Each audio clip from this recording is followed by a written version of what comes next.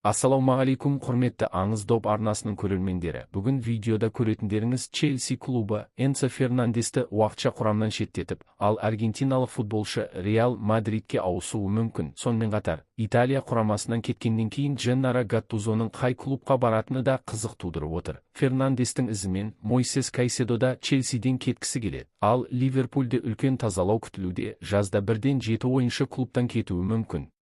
Осы және басқа да жаңалықтар бүгінгі шығарылымда. Қайырлы уақыт, достар. Міндетті түрде лайк басып, қоңыраушаны қосып, арнаға жазылыңыздар. Жазылып қойдыңыздар ма? Ендеше бастайық. Энцо Фернандес, былай айтқанда, Челсидің бұрынғы бапкері Энцо Маресканың жолын қайталағандай, қазіргі таңда жартылай қорғаушы негізгі құрамнан шеттетілді. Бұл ақпарат ресми түрде жарияланды. Ол ертеңгі ойында және келесі жексенбіде Манчестер Ситиге қарсы матчта командаға көмектесе алмайды.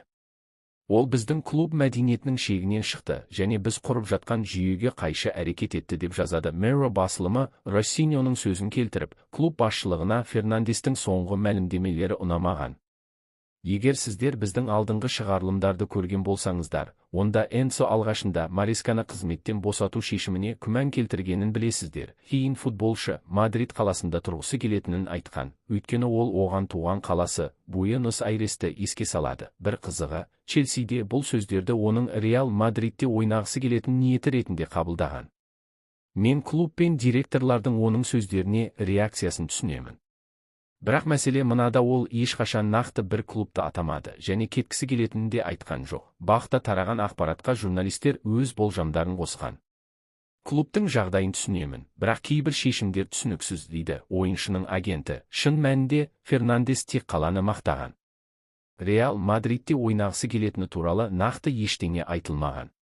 Бірақ бәріміз түсінеміз, бұл оқиғаның басты мәні оның қайда тұрғысы келетін емес, клуб басшылығын сынай бастағаны. Нақты сол үшін ол шеттетілді. Біз бұл жағдай басталғанда Челси оны құрамнан шығарады деп айтқанбыз. Мареска кеткендей, Фернандес те кетуі мүмкін. Ойыншының агенті оның клиенті әлем чемпионатынан кейін клубтан кетуі ықтимал екенін мәлімдеді. Ол команданың негізгі тіректерінің бірі. Әрине, спорттық тұрғыдан алғанда, ол Челсиде өзін бақытты сезінеді. Өткен жылы ол ірі трофейлер жеңіп алып, Премьер-лигада үлкен құрметке ие болды. Алайда шешімге әсер ететін басқа да факторлар бар. Жалақы, құрмет, клуб ішіндегі қарым-қатынас. Қазіргі таңда біз көрмейтін немесе агент ретінде өзі де толық білмейтін жайттар бар, бірақ олар клубтың бұл жағдайды дұрыс шешпегенін көрсетеді.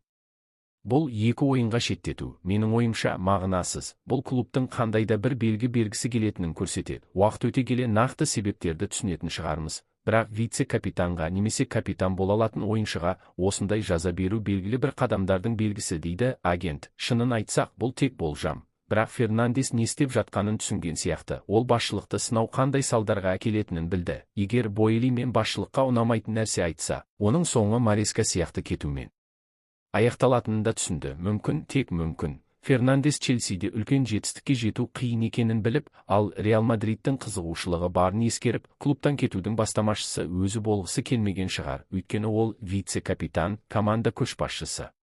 Ал ондай ойыншының шаршадым, кетемін деуі жанкүйерлерге ауыр тиеді. Сондықтан ол көпшілік сынай алмайтын шындықты айтуды жөн көрді. Нәтижесінде клуб басшылығының оны жіберуден басқа амалы қалмауы мүмкін. Осылайша, Фернандес өзіне еркіндік алып, жанкүйерлер алдындағы жағдайды жұмсартқысы келгендей, яғни мен тек бәрі ойлап жүрген нәрсені айттым дегендей, оның басты алаңдайтыны Челсидің болашағы.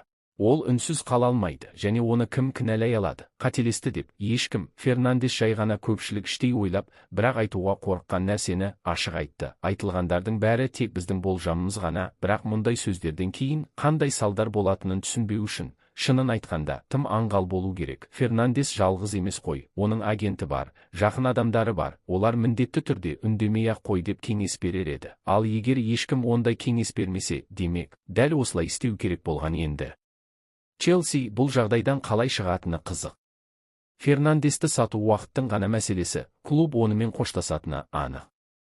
Бірақ бұл процесс қаншалықты оңай болады? Егер оның келісім шартына әлі 6 жыл бар болса, Реал Мадрид ойыншының жағдайын түсіне отырып, оған аса үлкен ақша төлемеуі мүмкін. Ал Челси не істейді? Оны қосалқы құрамда ұстап, үлкен жалақы төлеп отыра ма, әлде бағасын төмендетіп, сатуға келіседі ме? Қазіргі таңда Фернандестің нарықтық бағасы шамамен 90 миллион еуро. Ал енді келесі жаңалықтар блогына өтейік. Ауыспай көріңіздер. Алда әлі талай қызық бар. Фернандестен кейін құрамнан шеттетілгендердің қатарында Дженнаро Гаттузо да бар. Бірақ оның жағдайы мүлде бөлек. Ол Италия құрамасының бас бапкері қызметінен толықтай босатылды. Себептері түсінікті, бәрі көз алдында. Италия футбол федерациясы мен Дженнаро Гаттузо өзара келісім арқылы келісімшартты тоқтату туралы шешім қабылдады. Ресми мәлімдемеде былай делінген: федерация Гаттузо мен оның жаттықтырушылар штабына соңғы 9 айдағы кәсібилігі, адалдығы және құлшынысы үшін алғыс білдіреді және болашақ мансабында сәттілік тілейді. Осы тұста Гаттузоның өз сөздері еске түседі. Жақында ол, егер команда әлем чемпионатына жолдама ала алмаса, өзін кешіре алмайтынын және алшаққа кететінін айтқан еді. Қызық, ол нақты қай жерді меңзеді екен? Алға қойған мақсатымызға жете алмағанымыз үшін жүрегім ауырса да, ұлттық құраманың бас бапкері ретіндегі жұмысымды аяқтадым деп санаймын. Италия құрамасының жейдесі футболдағы ең қымбат құндылықтардың бірі.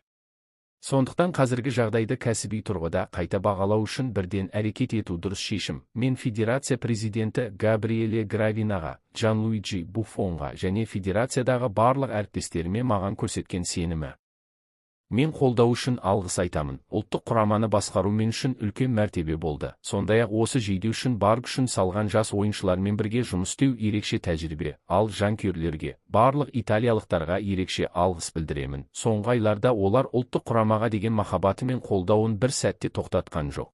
Сквадра Адзура мәңгі жүрегімде қалады деп келтіреді Гаттузоның сөзін Италия футбол федерациясының ресми сайты. Италия құрамасына қатысты бұл жағдай көптеген сұрақ тудырады. Команданы мұндай деңгейге қалай жеткізіп алды? Айта кетейік, италиялықтар қатарынан 3-ші рет әлем чемпионатына қатыса алмай қалды. Иә, мойындау керек, қазіргі құрам аса мықты емес. Бірақ біз әлем чемпионатында жеңіске жету туралы емес, жай ғана турнирге жолдама алу жайлы айтып отырмыз. Ал мұндай деңгейдегі команда үшін бұл үлкен қиындық тудырмауы тиіс еді. Гаттузодан бөлек, басқа да көптеген футбол шенеуніктері қызметтерінен кетті. Тіпті Буффонның өзі де құрамнан алыстады. Қазіргі таңда құрамамен қандай да бір байланысы бар адамдардың көбін толық өзгерту бойынша белсенді жұмыстар жүргізіліп жатқаны хабарлануда. Жақын арада біз мүлде жаңа Италия құрамасын көруіміз мүмкін. Ең қызығы, оның жаңа бас бапкері кім болады? Шынын айтқанда, Гаттузоны тағайындау басынан-ақ бір түрлі шешім сияқты көрінді. Оған деген құрмет зор. Футболшы ретінде керемет болды. Бірақ бапкер ретіндегі тәсілдері әрдайым сұрақ тудырып келген. Ашығын айтсақ, ол тағайындалғанда бірінші ойға келген нәрсе шарасыздық еді. Яғни, жағдай соншалықты қиын болғандықтан, Италия осындай ерекше, тіпті тәуекелге толы шешімдерге барғандай әсер қалдырды. Ал әзірге Гаттузо демалып жатқанда Манчестер Сити мен Ливерпуль Англия кубогында өзара кездеседі. Одан кейін бұл футбол кешін Атлетико мен Барселона жалғастырады. Матчтарды одан да қызықты ету үшін сенімді серіктестеріміздің қызметін пайдалануға болады. Сілтеме бекітілген пікірде, сол жерден болжамдарды да таба аласыздар.